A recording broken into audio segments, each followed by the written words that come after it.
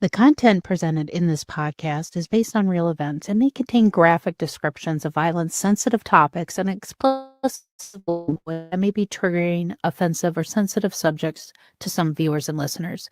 Discretion is advised. The purpose of this podcast is to explore and discuss true crime cases for entertainment and educational purposes only. This podcast does not intend to glorify or sensationalize crime, but rather aims to analyze and understand the complexities of human behavior in the criminal justice system. We encourage listeners to approach this content with empathy, critical thinking, respect for the victim families. Human mind has always been the most dangerous weapon. It can heal or it can destroy. It can create order or chaos. And when darkness takes hold, we turn to the ones who claim they read it, those who look into the abyss and say they understand it. What makes a monster tick? But what happens when that line between understanding evil and becoming obsessed with it begins to blur? When the pursuit of justice becomes its own twisted addiction? From Jack the Ripper's blood-soaked alleys to Ted Bundy's final moments on death row, from the Unabomber's isolated cabin to the cold algorithms of modern predictive policing, the monsters we fear and the minds that chase them aren't always as different as we'd like to believe. Now, in The Monsters We Make, author Rachel Corbett explores how criminal profiling became one of society's most seductive and quick toxic undertakings through 5 significant moments in history. Being said, it's time to start the show. Let's hit it.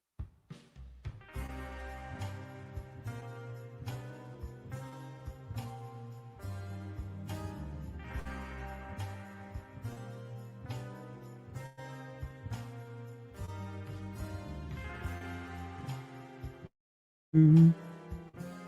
Mm-hmm. Mm-hmm. Mm-hmm.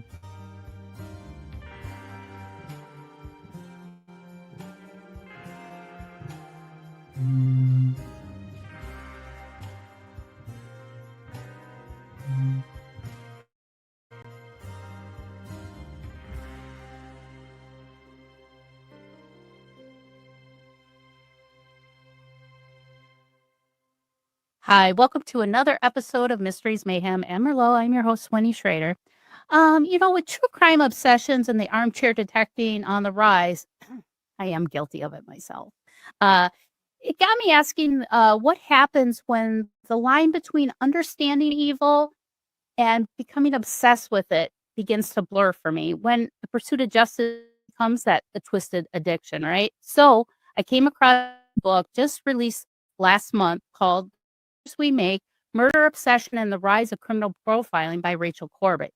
And holy cow, what a chilling book at our the undertaking killers and the dark minds who dare to profile them. I mean, it's a dirty job, but somebody's got to do it, right?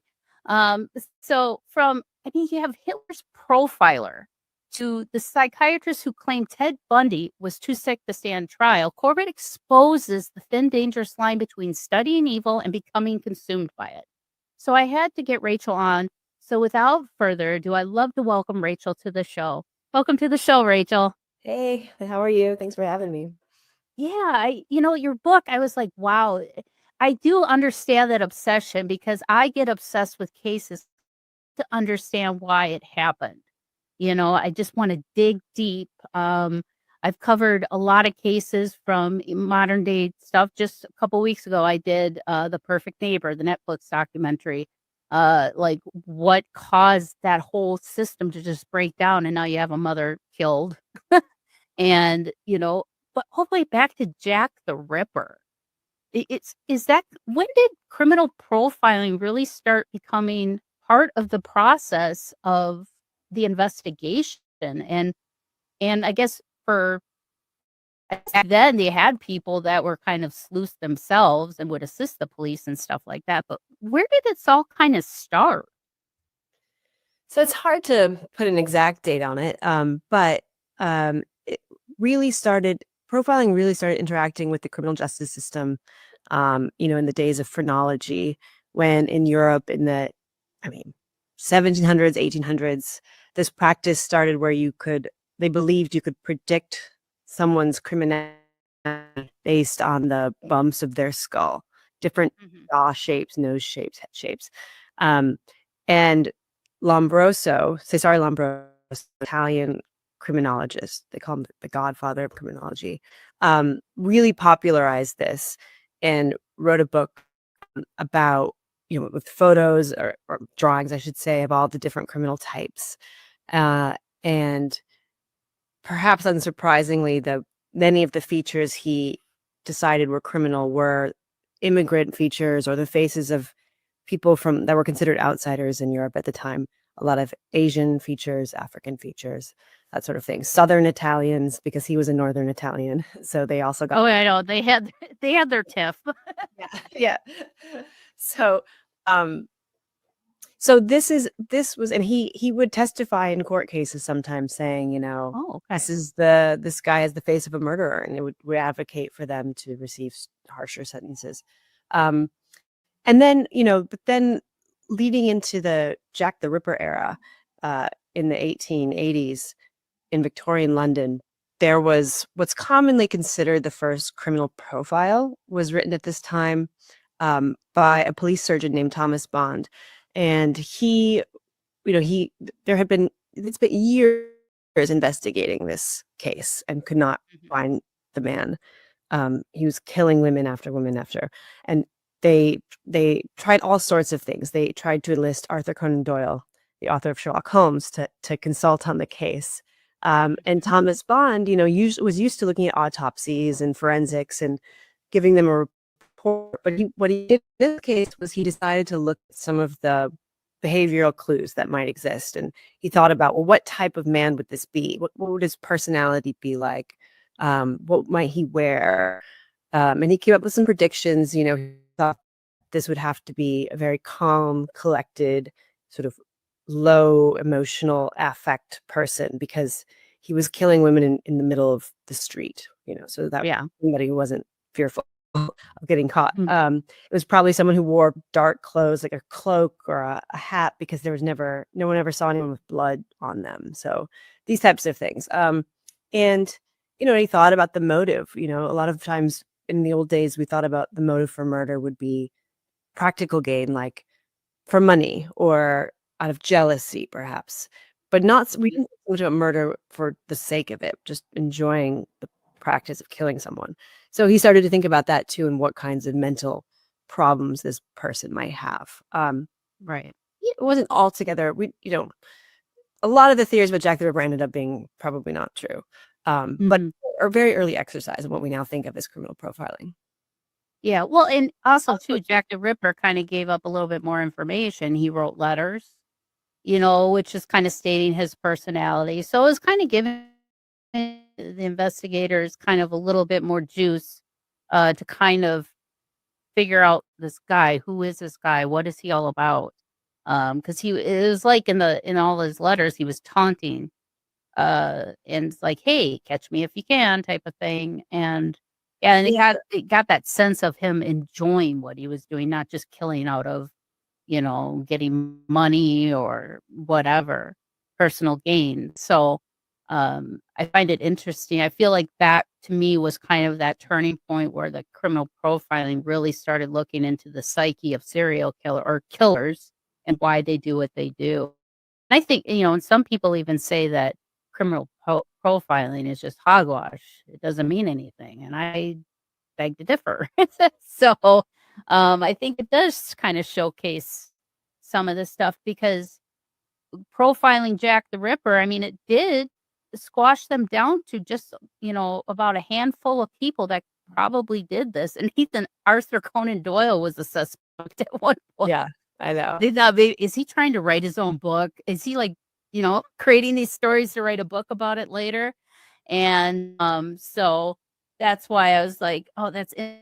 But no, so they got the Jack the Ripper, and what was kind of the next era after Jack the Ripper? And because it seems like since then it progressed criminal profiling. I mean, now you have college courses on it. So, Yeah. what's kind of the next kind of generational shift with criminal profiling after the kind of era of Jack the Ripper and stuff. Yeah, World War II created a big shift because Oh, the atrocities of profiling people based on physical characteristics became very palpable. Um, mhm. you know, in Nazi Germany, obviously they looked at you had to wear a badge if you had certain, and they were looking at people's Jewish faces as somehow evidence of their, lesser status. Yep. And that, after the war, that became very taboo to do, thankfully. Mhm. Um, but so they instead of profiling based on physical characteristics, they started looking at behavior more often. Um, Okay. and this was uh, so I look at it from the point of view of the CIA because I wanted to explore profiling in its different forms. We think of profiling as the FBI behavioral science unit mostly, Yep. Mindhunter, Mindhunter, yep. yeah, which is a chunk. I'm also looking at the way it's used all over. So the CIA, what was back then the OSS, hired a profiler or a psychologist from Harvard to write a profile of Adolf Hitler. And this was a very early attempt to try to understand the mind of someone who they knew who he was, but they didn't have the ability to speak to him or, analyze him on the couch, that kind of thing. So it was Yeah. distance, like profiling when you don't know the subject. They're kind of, you know, speculating with a lot of distance between the profiler and Yeah. the perpetrator. So they got this guy Henry Murray who is a fascinating character in himself because he's actually not a trained psychologist. He kind of just talked his way into the Harvard clinic. A little disturbing, but Awesome. No, that he was the one that got Adolf. He got yeah, I know. Yeah, he was not such a great guy either. But I mean, there's the line for you, like who's the criminal, who's not. And Yeah. Henry Murray, as we can talk about later, but he did a lot of very bad things in his life as well. Oh, Um, wow. but so at this stage, he read Mein Kampf and looked for metaphors, and he watched all of Hitler's speeches. He even went to Germany to see him in the flesh and was really shocked at how uh, simple he looked, how not commanding, how kind of boring he spoke, and so. But he made some predictions about how he might act in the war based on his assessment of his, and he got a couple of things right. He predicted that Hitler would commit, for example, which Mhm. he of course did. And then it would it was meant to advise the intelligence agency on how to proceed with the war. Um, so that's and we still do that today. They're called political profiles or leadership profiles more often now, but the government still will profile foreign dictators or people they think are threats, Vladimir Putin, or they did one with Saddam Hussein, that kind of thing. So Okay. that's Well, the next, yeah. yeah, I can see that, especially when it comes to politics. I could see that being as an advantage because then, especially when you're working with adversaries and things like that globally, it's almost like you kind of can predict their next move, which, is kind of a key thing to win a war, right? Or if you're having any type of disputes with another country. So, but Adolf Hitler, to me, I feel like in his mind, he was, it's like every villain is the hero in their own story. Like in his mind, I think he really believed that he was ridding the earth of lesser than human beings and was trying to create this utopia of these genetically perfect people. And they all happen to be German, apparently. So, but yeah, talk about a madman.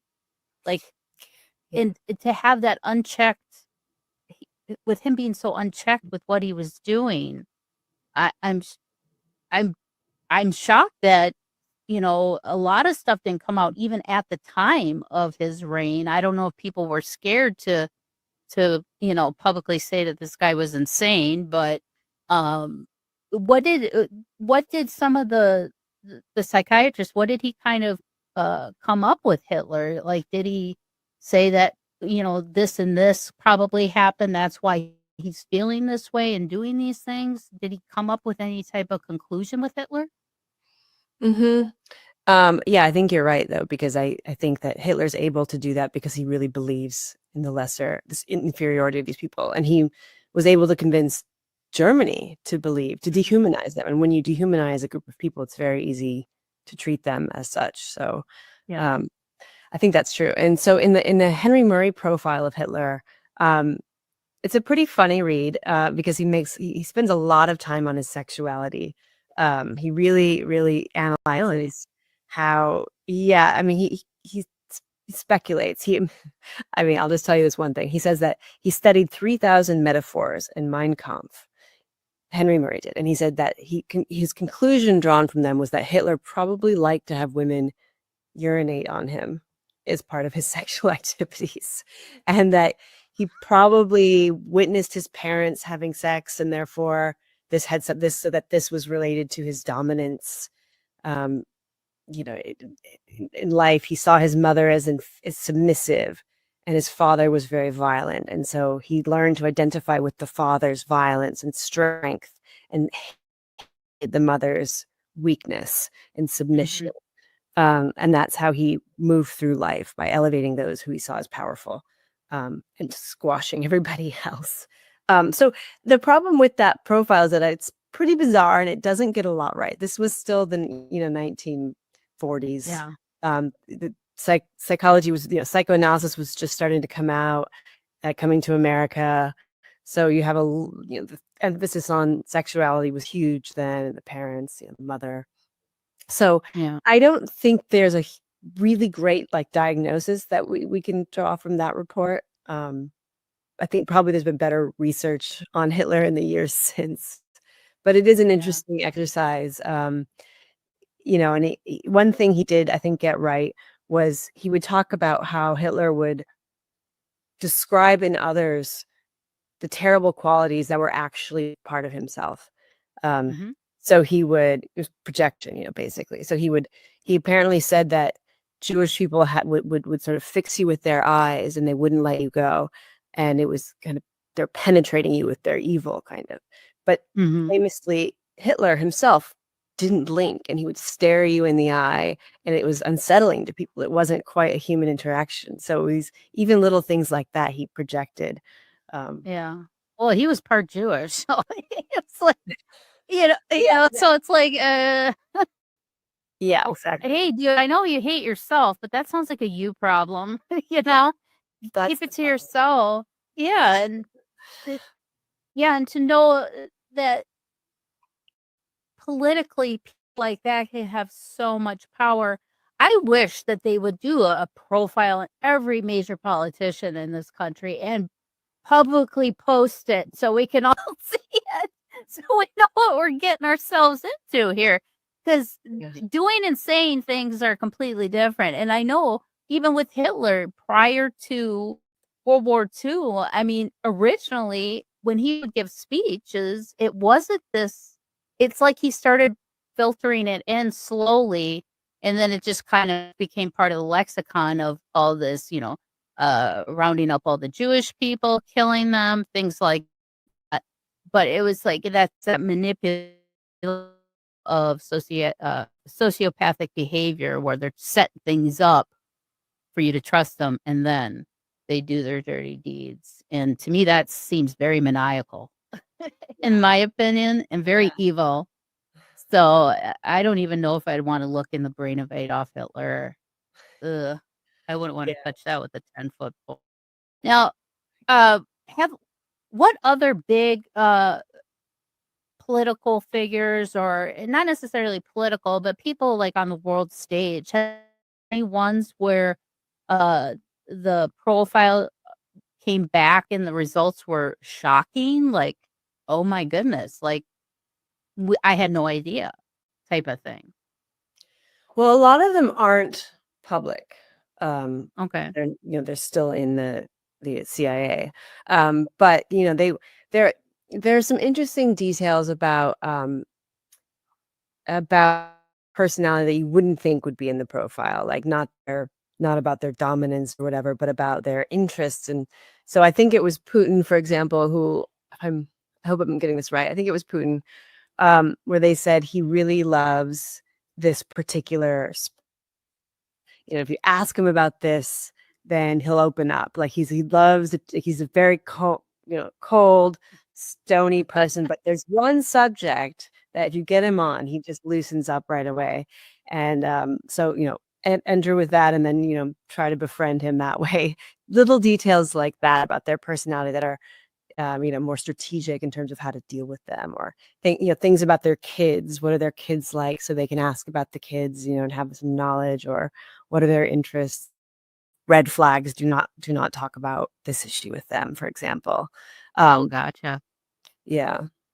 Okay, yeah, because I've always wondered that because I'm like, some of these people I see in the public eye when it comes with politicians, actors, entertainment people. I like, why are they publicly going around acting like this? And and people just glob onto them. And where did this come from? Because like personality shifts. Like one perfect example is Randy Quaid. Now, Randy Quaid has been in the movies. I would love to see a profile done on him. He literally went from normal to crazy, and like thinking that people are reading his mind, Yeah. and and it's like, are those triggers when there's a sudden shift in somebody's personality in life? That usually kind of fall more into the criminality of profiling. Like, are those red flags that people see, like that crossroads moment that if they went this way, it could have been a different outcome, or if they went this way. Yeah, I mean, it certainly sounds like, I mean, I don't know the Randy Quaid situation, but it sounds there are definitely triggers, where Mhm. you can live your life, but then and be normal, but then a big stress happens in your life, and then it can trigger some psychiatric condition that you maybe were predisposed to. But if you're only predisposed and you never have the trigger, you may live your life without ever developing schizophrenia, say. But Okay. certain stresses can really bring those disorders on. And so, I mean, others are kind of grown over time. Paranoia is something that is fairly common among violent people, Mhm. because you feel like you're always under threat, you're always afraid, so you're very reactive to perceived threats that are not there. Um, Yeah. and the schizophrenia, for example, often the onset is in your early 20s. And so, they've linked use now to that trigger moment. Sometimes that can trigger it if you have it, or another life event. Sometimes you'll just develop it. But I don't think necessarily having any of those conditions, of course, means you're going to be a criminal. But if you Mhm. have, there's usually a kind of confluence of factors that go into the sort of murderous type behavior, which is psychiatric disorders are one piece of a few, let's say. Mhm. Yeah, because I've always, looked back, like, on Jeffrey Dahmer, for example. If he woulda gotten the mental care that he needed as a young man, I mean, his mother took copious amounts of psychiatric medication, which I think she had schizophrenia or something like that, while she was pregnant with Jeffrey Dahmer. And then, she was also an alcoholic, and having the life that he grew up, and then a homosexual on top of that, growing up in the 60s, 70s, and 80s, where was that crossroads for him? If we could have prevented that, would we be talking, would we had 1991 when they found all the bodies in his apartment in Milwaukee? So I think criminal profiling is very important because if we can detect those crossroad moments, can we prevent future atrocities from happening? And I think that's where profiling really plays a huge part and is a tool. And if you watch Mindhunter, which I have a couple times, and I read John Douglas's book, it's not that they're trying to, you can't understand anyone's mind perfectly, but it's like it's setting up parameters so you have a better understanding of what to look for, especially in children, because a lot of times those behaviors develop at that age. Now, like with Adolf Hitler or any of these past profilers, did any of them come up with any type of trauma or anything as children that could have kind of played a part in them becoming the monsters that they were? Did they find that information out during that time, or did that aspect of profiling come a lot later? I think that childhood trauma is almost always associated with violence, whether it's Mm. abuse or something else really terrible that happens. That's one thing that seems to be pretty stable. I think the difference is, do we study that and learn about people and then get them resources, like you're saying, to prevent that trigger or to manage it if it's already happened? And I think we need things like therapy and, support systems and, looking at families because there's so much trauma involved. A lot of times the families have problems. And so, Mhm.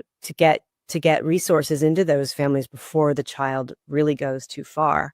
Because what's common also among a lot of these people is the Ted Bundys or is shame and really feeling made to feel humiliated as a child or lesser than, and then they compensate with narcissism, for example, or they sort of develop these um, psychopathic behaviors that protect them from feeling weak and small like maybe they once were. And then you combine that with a biological, perhaps they have a brain, a cyst in the brain, or an injury that caused you to Mhm. lose impulse control.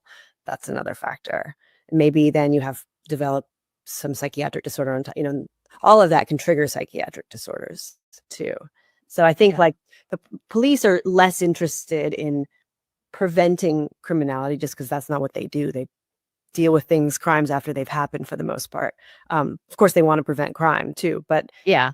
they're not looking at individuals and thinking about how to treat them because that's the Mhm. job of social workers and therapists and that kind of thing. So I think it would be really great if we could divert some resources there, and that while the police are using the knowledge of psychiatric research and all of that to think about criminality. That's important too, but we have to be careful not to profile children, for example, and then police them. Yeah, extra. Yeah, yeah, you don't wanna do that either. "Oh, we gotta keep our eye out for that one." You know? Yeah, yeah, That exactly. that's where if especially if you're, even teachers. I was talking with one of my friends who's a teacher in Canada, Grace, and she reached out to me after I did the Eileen Warnos, episode last week, and she's like, "Thank you so much for talking about Eileen's past," and 'cause as a school teacher, she sees how Mhm, kids are being mistreated and abused and neglected,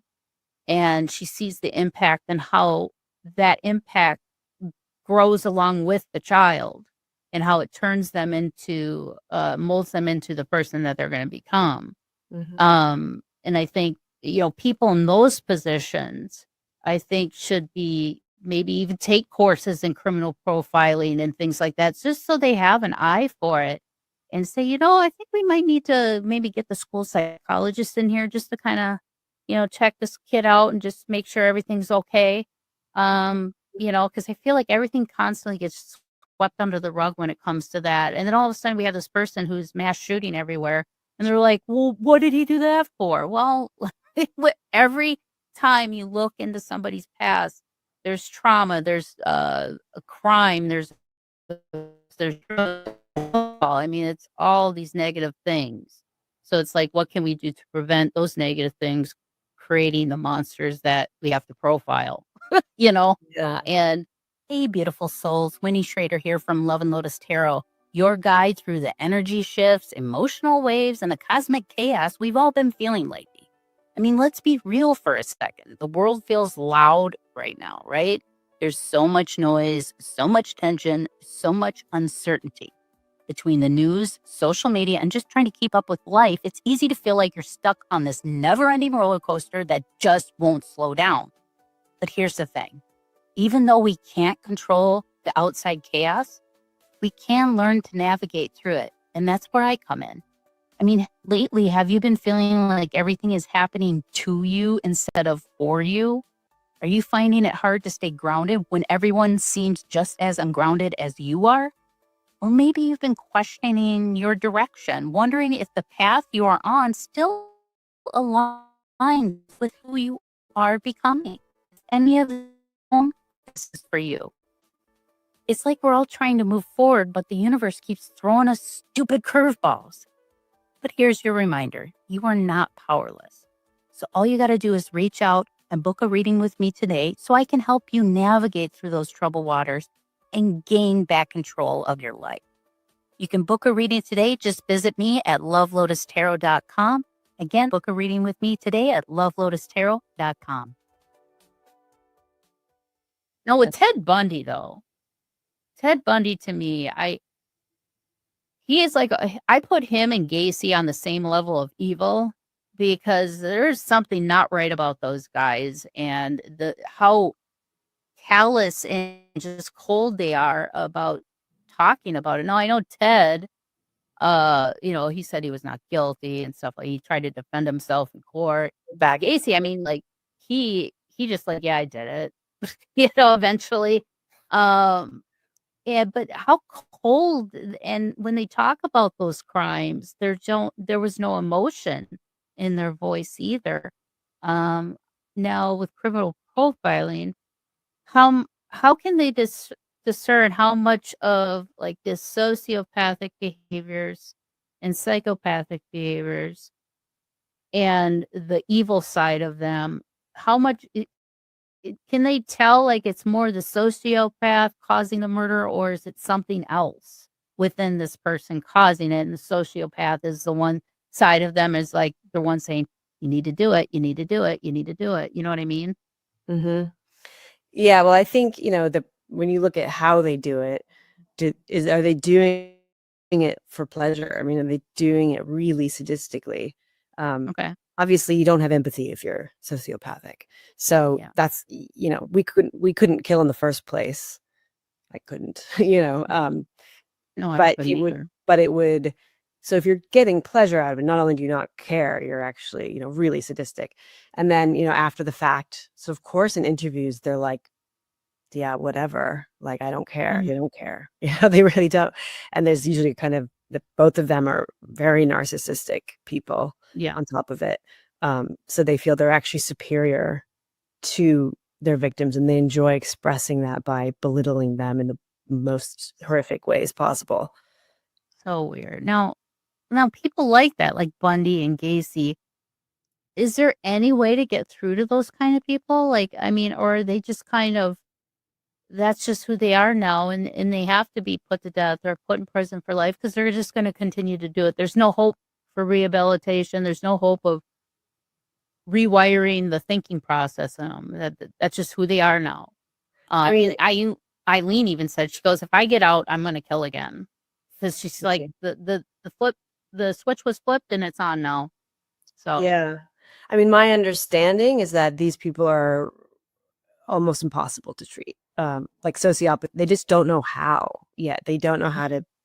It's something that, and when you don't have empathy, you don't likely take well to therapy if you're narcissistic, because you think you're better than it. You don't care. It doesn't yeah. interest you. You don't care about developing empathy when you don't have it. You think it's a weakness, perhaps.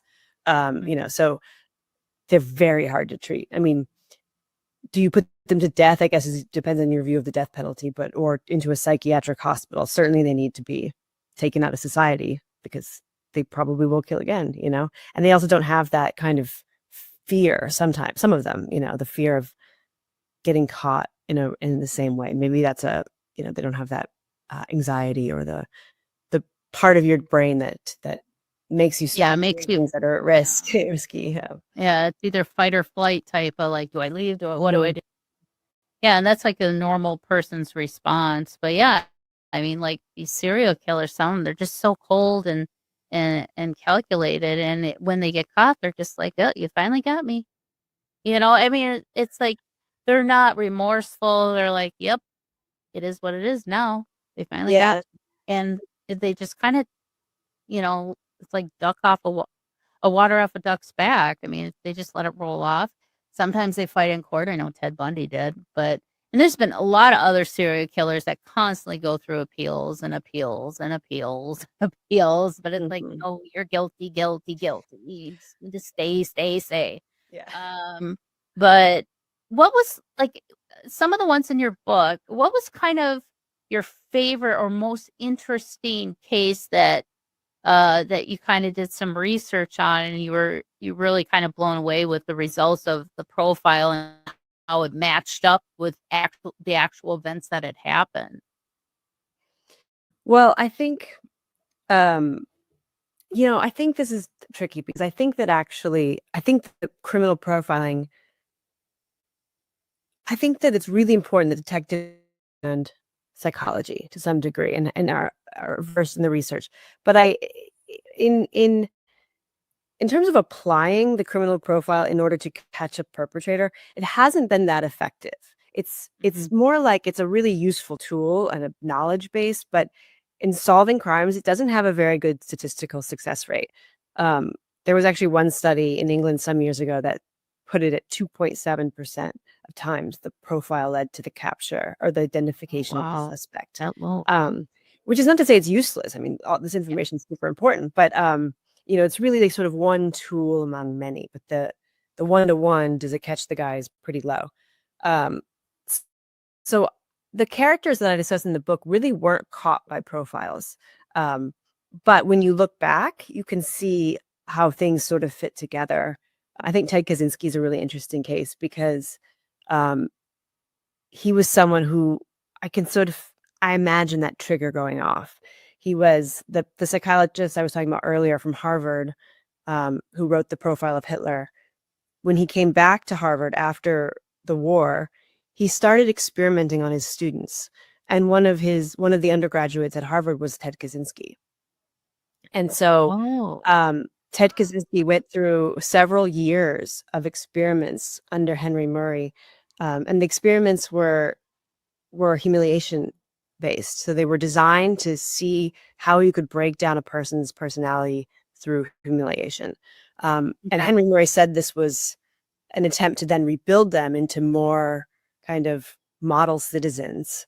But he only got to the breaking down part. He never rebuilt the people he tested on. So um, Ted Kaczynski was only 17 at the time. He was this prodigy student there, and he was the only sort of working class student there. He was already really alienated and an outsider at Harvard.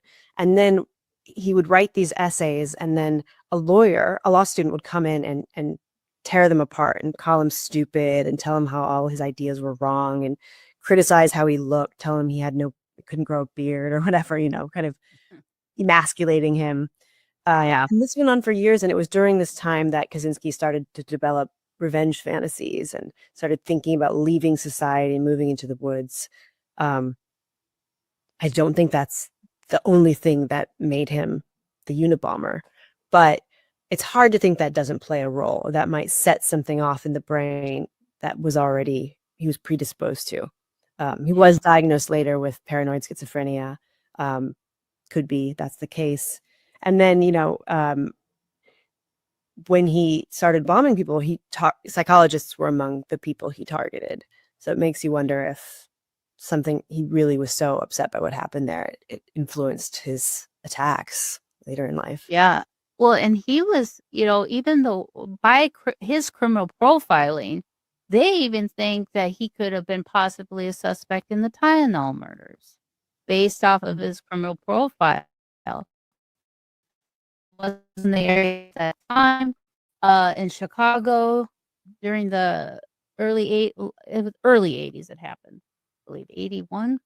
Um, but based off of his profile, they think, he may fit the bill for being the tunnel runner because they've never really pinned it down to anybody either, for sure. Yeah. So I could see how criminal profiling too can also help kind of connect different cases. And maybe it even helps create the patterns of acknowledging serial killers. Like, okay, this seems like it's being done by the same person, not just the physical, but just the way it was done, the way the demeanor of the body was, things like that. I think maybe criminal profiling really helped kind of lump cases together too. Because back then, when you didn't have the technology we have today with databases and things like that, you could have 10 girls being murdered by the same person in 4 different states, but they're not going to connect the two or all Right. the murders Right. together. So I think maybe, yeah, like criminal profiling, that's kind of like the glue to kind of help piece some of this stuff together for like the FBI, CIA, and police and investigators.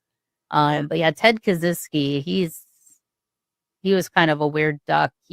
He was so against technology. He just wanted to live off the grid. Okay, then just go live off the grid. You don't need to blow things up, dude. But yeah, he was another one that that anger and revenge that he needed to get.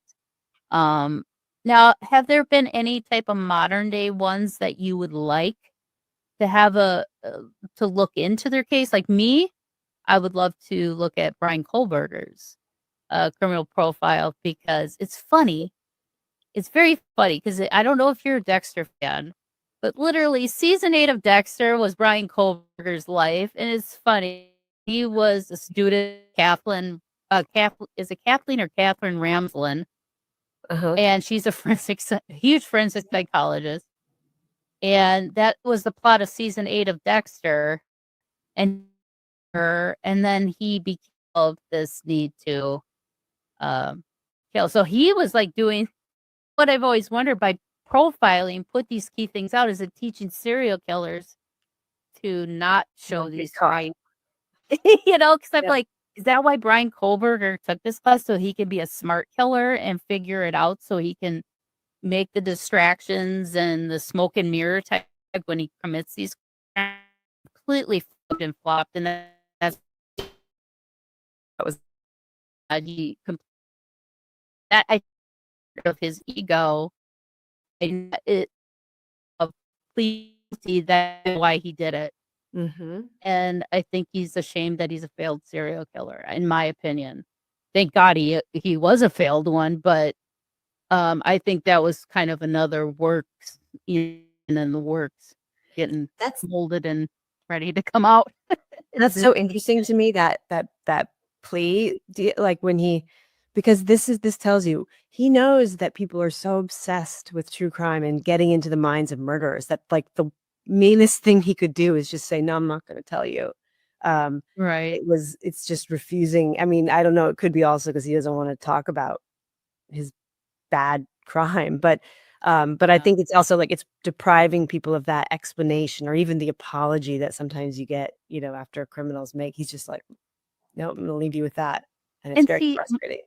I know, and like, so I'm trying to rationalize it. So my brain's looking for patterns, and I started seeing patterns with the date and the address of the house because everyone's like, why did he pick this house? Why these kids? Yeah. And then I'm like, of course, my brain going down the criminal profiling line, a lot of times they have a calling card. They like to, when a murder happens, they want people to know it was them without knowing it was them. So I was looking at the date, which matched the house address, which also matched how many people were in the house that were killed and how many people were left alive and killed. So I was like, is he like becoming like the sequence killer or something? Like, is he using numbers like the random address killer in date? So I totally understand how criminal profiling can be obsessive because we want to know the answers. We want to rationalize chaos. We want to rationalize why something so horrific happened. It's, rubbernecking when you see somebody rear-ended on the side of, it's nothing really to look, can't help but you got to look. I kind of feel like that's kind of with criminal profiling. But me, I like which I do get in trouble because I have a tendency to empathize and sympathize with some of these murderers. But I sympathize and empathize the person they could have become. That's where my is where. What could they have been like if these things didn't happen or if somebody intervened? And child they were before this. Yeah. I mean, there's so many things. Every case that you look at, there's so many social, like Jeffrey Dahmer. There's a lot of other ones too, like being a homosexual man in a Midwest town in the 70s and 80s. You're ostracized that alone. So, I could see how society can play a part in creating these monsters as well, ignoring abuse, like Eileen Wuornos. The kids, the teachers would smell because no one her. Like, then why aren't you doing something about it? Yeah, I know. It's something's going on. So I don't know. Maybe Hitler wasn't hugged enough by his mom. You had Ted Bundy. I I don't even know where he got his depravity from and his weird, he Ted Bundy to me is just nasty human being. He just is. I can't empathize or sympathize with him at all. Well, I he can't, wouldn't talk but about his childhood either, so we don't really know what happened to him, and he the pretended it was all on fine and good.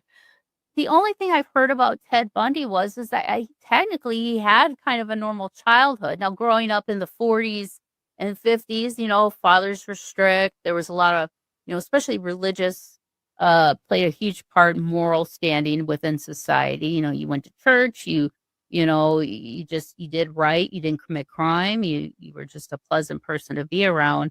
But the only thing I heard about Ted, and my husband did an interview on this a long time ago because they think baby Ted might have had a little bit of evil in him because, like, I guess when he was young, his mother or aunt woke up and he was just standing next to her at the bed with like a big cleaver knife or something in his hand, just staring at her for no reason. I've heard that too, Um, yeah. and then during one of his trials, he was in the courtroom and it looked like his eyes like kind of blackened out and there was this sulfur smell around him. But like the lawyers and people in the courtroom were complaining about it. So it's like, I don't know. He there's something off about that guy that I don't even want to touch with a 10-foot pole. But yeah, I think Brian Kohlberger would be a really good one to really look into today because it seems like that's kind of the biggest one that stands out that has those unknown answers. Now, is there any case that you would like to see done that hasn't, specifically, like one that you're interested in? I mean, Koberger is definitely fascinating, and, like Ted Bundy, Bundy worked at a rape victims hotline. I know. So, like, getting a little too close to and studied law, you have to wonder, was he studying law to be able to get out of his own defense? So I think Koberger is very interesting also, like you. I'm also, I live in New York, and so I'm very fascinated with the Long Island serial killer case or the Yes. Hillgo Beach murder, his different names, because he was just caught Yes. year and a half ago, and I remember living here as those murders were happening and being palpably afraid of this thing.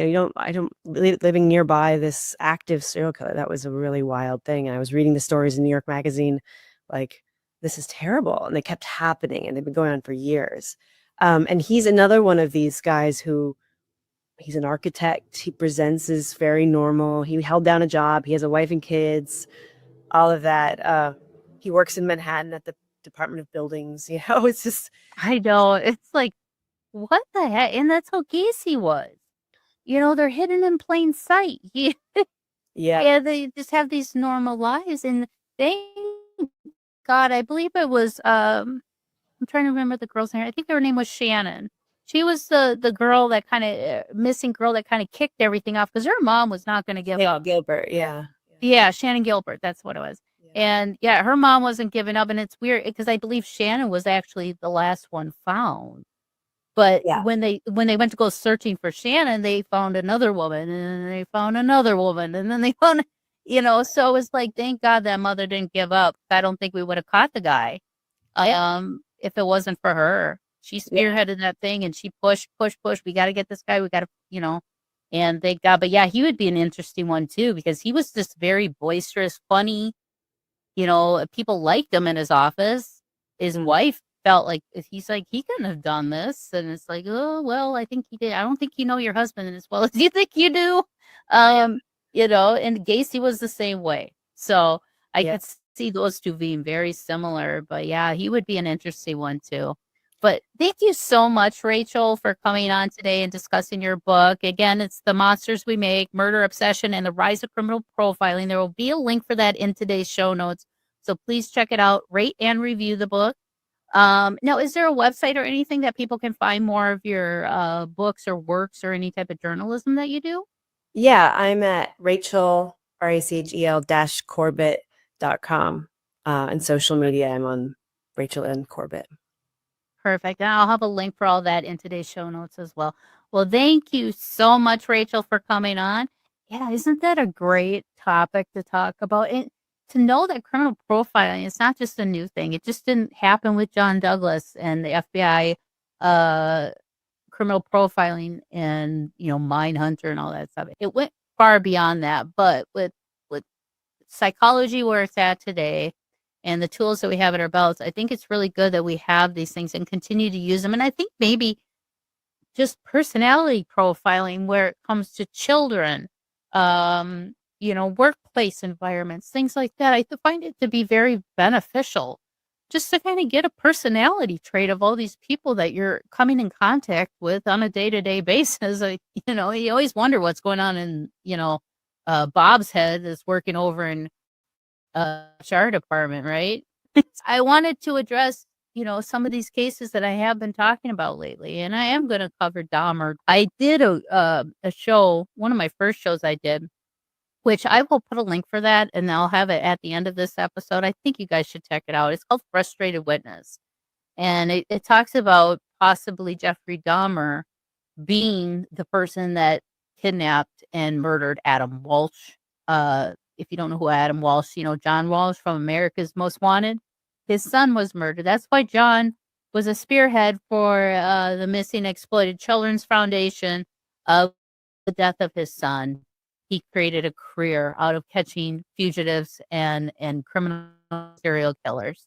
But knowing some of the traits that in that book and what we talk about, just hearing what some of the witnesses described this gentleman that was at the Sears mall that day, it fits Jeffrey Dahmer to a T. Even just the way his demeanor was approaching people. So that's part of criminal profiling too. So it has a lot of distinctive features, and it has a ton of faults too. You can't lump all these people into one category. There's so many tangents that can happen. But like with Eileen Wuornos, I've been getting some comments saying, "Well, she was crazy. She murdered these men." Well, of course she did, but why did she do it? Because a normal person, even normal prostitutes that go out on a day-to-day basis, walking the streets and encountering men all the time, they don't kill. But did they have a past like Eileen? Were they abused? Were they neglected? Were they basically their body was currency to other people and they were treated as lesser than? Those things do play a part in how a person is molded and who they become as an adult and how they're going to function in society. When I empathize with people like this and sympathize, it's not because I'm saying that they don't deserve what they got. Many people deserve to be in prison. They screwed up. But what can we do to prevent from people having to get to that point? That's my goal in talking about these kinds of cases. Really showcases those crossroads that I have talked about. When you have two people that have the same set of circumstances in life, but one person becomes a mass murderer and the other one becomes, Gary at State Farm, the top insurance agent, salesman for the month. What triggers a person to go one way or the other? That's where we need to figure out and how we can address it to the point where it doesn't boil over to somebody losing their life. Because that's what the whole thing of this is about, is to prevent death from happening. It's not that I say Eileen was innocent, that she didn't deserve what she got. I don't think she deserved to be put to death. I think she would have benefited from being like an institution or even just in prison. But in the episode, I also said I think prison was the best place for her. And here is why. It had structure. She felt secure and safe there. I mean, not with the law enforcement. She felt like they were trying to mind control her. But having that structured life, knowing where you're going to get fed every day, where you're sleeping every night. And she probably created friendships. I think that's what Eileen deserved to have from the get-go when she was born. I think they could have benefited from trying to learn how to be a real human being and how we're supposed to be versus what they were made into. and it's giving them the chance to at least have some sense of love and compassion and empathy for other people other than themselves. And that's part of the human experience. We're all in this together. So let's try and keep it that way and uplift people. And when you see something bad, say something. Don't let people get away with it.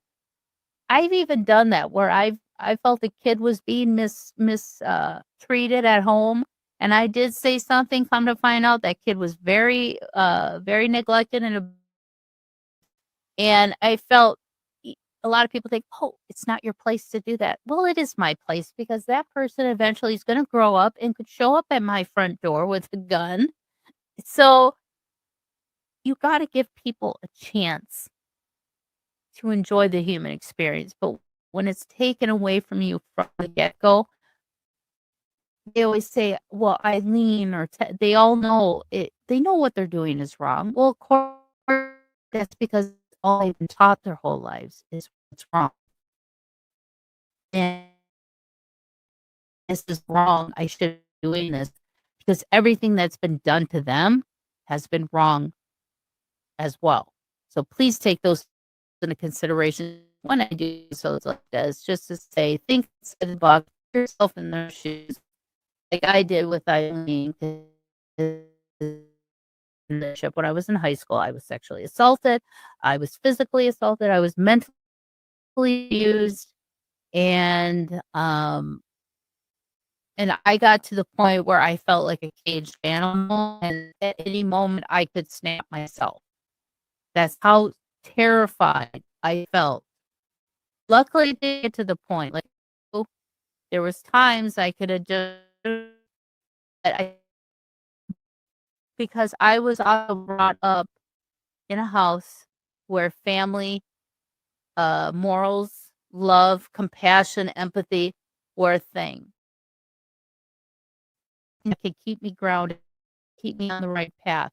But when you're a child and you don't have any of that, what are you supposed to do? And do we just cast these people aside and just kill them and say, well, tough luck, kid? We can't be doing that either. Come on. We're Americans. We're human beings. Let's flip the script on this and figure out what we can do to create a better society for us all. Thank you so much, and I hope to see you all next week. Thank you for joining me for another episode of Mysteries, Mayhem, and Merlot. And until our next case, my armchair detectives, stay safe, stay vigilant, and stay aware. I'll see you right here next week on Mysteries, Mayhem, and Merlot.